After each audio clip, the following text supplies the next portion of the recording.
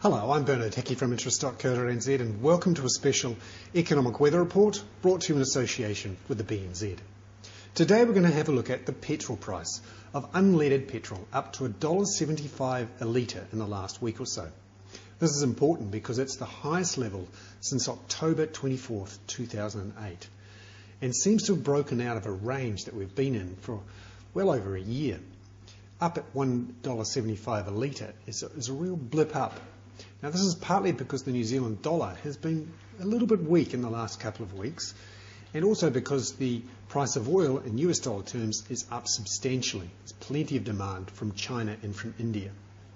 So let's look at the makeup of that petrol price now versus October the 24th, 2008. We monitor these figures from the Ministry of Economic Development. What it shows that back then in October, right in the middle of the financial crisis, the price of oil was actually only $60 a barrel, but the New Zealand dollar was at 61 US cents, quite weak. And that meant after taxes of around about 72 cents a litre, we were paying that $1.75 a litre. Now since then, we've seen the New Zealand dollar strengthen up to around about 70 US cents at the moment. But also the price of oil is up to nearly $80 a barrel.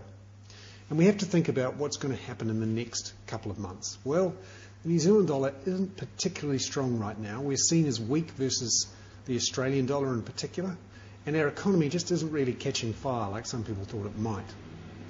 Also, the price of oil continues to rise. That's for a couple of reasons. There's real demand coming through from the developing economies where their economies are reasonably strong. And also people are talking a lot more about peak oil. Maybe there simply isn't enough supply to keep prices down. The other thing we have to watch for in the next few months, certainly around October, is the potential for a GST increase to add another 4 cents a litre. That would bring the New Zealand cost of petrol up towards that 180 cents a litre, assuming the currency and the oil price didn't move.